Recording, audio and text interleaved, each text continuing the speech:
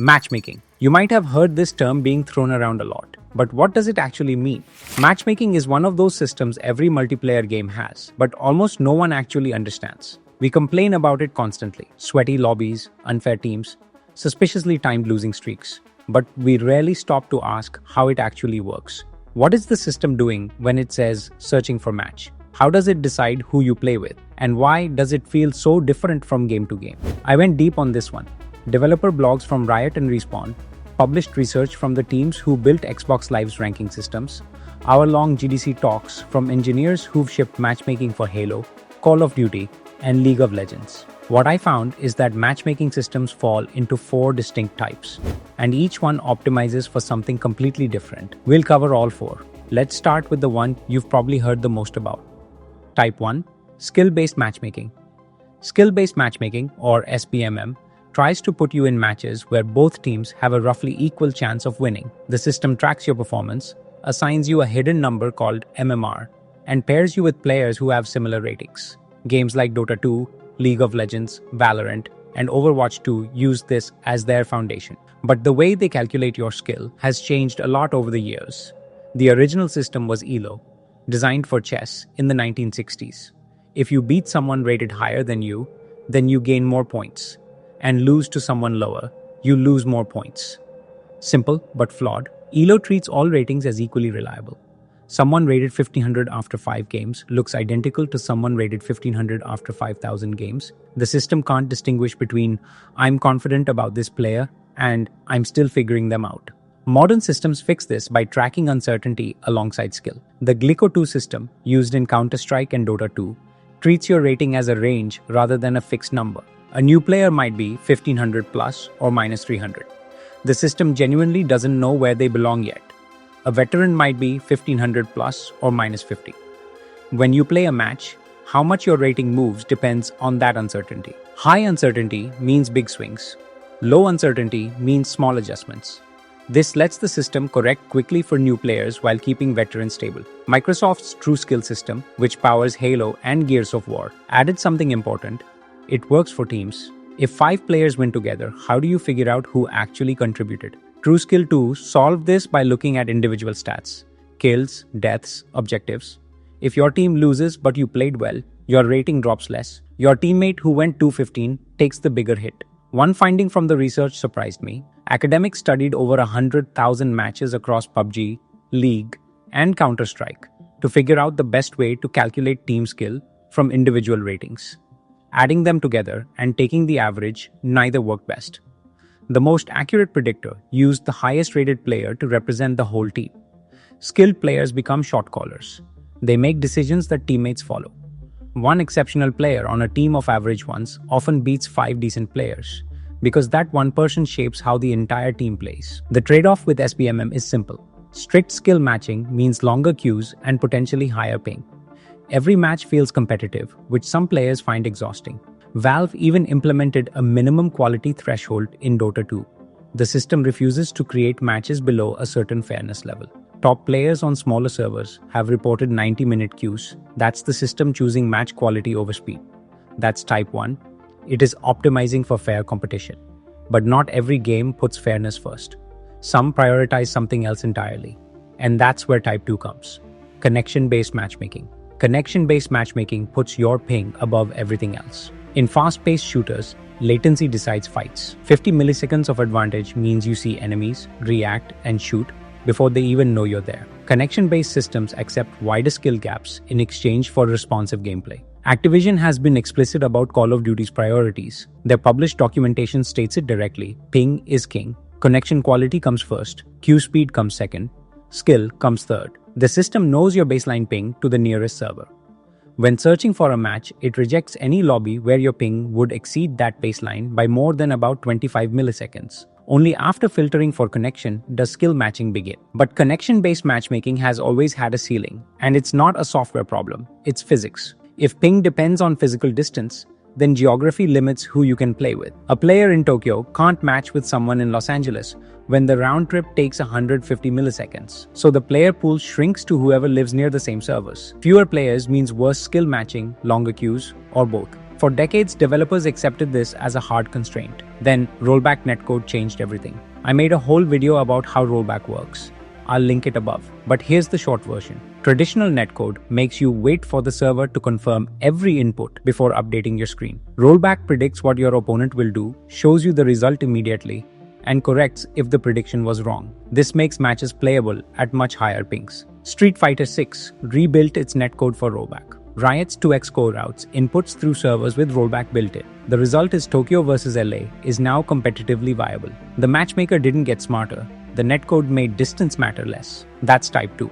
Optimizing for responsiveness. Type 3 optimizes for something more controversial. Quick note, I've been in game development for over 10 years, working with studios like EA and DNA. I know matchmaking because I've built these systems. But making videos like these is not my background, so I built a tool to bridge that gap. It's called Outscale Video Generator, and it's how I turn research like this into actual videos without needing to learn traditional editing software. Outscale is what I'm building to solve that. Links in the description. Alright, back to the video. Type 3. Engagement-based matchmaking. Engagement-based matchmaking doesn't prioritize fairness or connection. It prioritizes keeping you playing longer. In 2017, EA published research showing that 50-50 matchmaking isn't optimal for player retention. They modeled churn risk, the probability you'll quit after a given outcome, and found something counterintuitive. After 3 consecutive losses, players had about a 5% chance of quitting. After 3 consecutive wins, it was 3.7%. But the lowest churn risk came from a specific pattern: lose, lose, win, around 2.6%. A player on a losing streak who finally clutches a victory is more likely to keep playing than someone who's been dominating. The relief of breaking the streak creates stronger engagement than consistent success. The pattern matters more than the outcome. Engagement-based systems optimize across all waiting players at once. Instead of asking, "What's the fairest match for this player?" they ask, "What arrangement of all these players minimizes total quitting?" This might mean giving a struggling player an easier match to reset their frustration, or giving someone on a hot streak a tougher challenge before they get bored. EA's testing retained 15% more players compared to pure skill-based matching. Now, EA has never confirmed using this in a shipped game.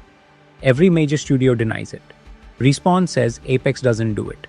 Blizzard says Overwatch doesn't do it. But the research is public. The patterns exist, and player retention shows up in every quarterly earnings report. The trade-off here is philosophical. If a system can predict when you'll rage quit, it can also prevent it by timing one satisfying win. Whether that's smart design or manipulation depends on who you ask. That's type 3. Type 4 takes a completely different approach.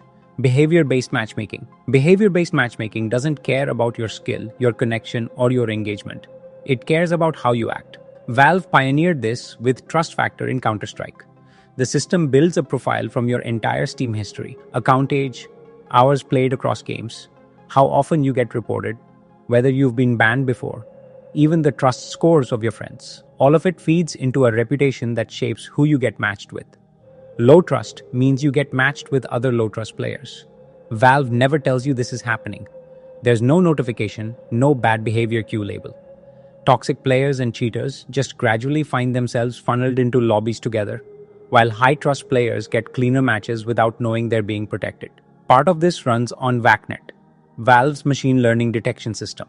It analyzes recorded matches looking for patterns humans can't fake: crosshairs tracking enemies through walls, aim snapping faster than reflexes allow, reaction times clustering at impossible values. When VACnet flags someone, it doesn't ban them immediately. It lowers their trust score and routes them toward other flagged players while gathering more evidence. By the time the ban lands, they've been in cheater lobbies for weeks. The most sophisticated behavior detection might be Valorant's Smurf system. A Smurf is an experienced player on a new account stomping lower ranks. The obvious solution is flagging high win rates, but that catches legitimate improving players too.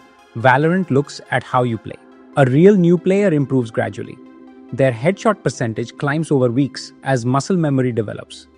An experienced player on a fresh account shows high accuracy from game 1. The system also watches for habits that take thousands of hours to build. Veterans pre-aim at head level instinctively. They clear corners like someone who's memorized every map, and movements are crisp and deliberate. When the system detects a mismatch between account level and mechanical skill, it doesn't ban. it accelerates. Detected Smurfs gain rating 2 to 3 times faster than normal, rocketing to their real rank in 5 to 10 games instead of 50. This results in Smurf accounts dropping 17% year over year. And interestingly, flagged Smurfs also got reported more often for voice and text toxicity. Behavior problems cluster together. That's type 4, optimizing for community health. But in reality, all these types are just layers. So which type does your game use? Here's what ties it all together. These aren't 4 competing options where developers pick one. They're layers that stack. Every modern game uses multiple types. The difference is which layer sits on top. Valorant puts skill matching at the foundation. Connection filtering acts as a hard constraint. No 200 ping matches regardless of skill. Behavior systems run underneath, routing Smurfs and toxic players into shadow queues. And engagement optimization is the layer no one confirms publicly. But Call of Duty stacks it differently. Connection comes first, queue speed comes second, skill comes third. That's why COD lobbies feel like a roller coaster compared to games that prioritize MMR. And Overwatch 2 added role delta matching. Tanks get matched against similarly skilled tanks, supports against supports. Two teams can have identical average MMR but widely different compositions. Role delta prevents one mismatched position from deciding the whole game. The stack explains why matchmaking feels different across games that all claim to use sbmm. The priority order matters. The thresholds matter. Where layers conflict and which one wins shapes your entire experience. Every matchmaker balances goals that can't all be maximized at once. Fair matches, fast queues, smooth connections, player retention, clean communities. You can't have all 5. Something has to give. The question isn't which type does my game use? It's what does this game prioritize and what is it sacrificing? If you've ever wondered why a lobby feels harder or laggier or more toxic, now you have a framework. The matchmaker isn't random. It's not rigged against you personally. It's a system making thousands of trade-offs per second, trying to balance competing goals for millions of players who all want different things. Understanding what it's optimizing for is the key to understanding why your games feel the way they do. If you want to make breakdowns like this, I'm using Outscale Video Generator to produce them. Link in the description if you want to check it out. Thanks for watching.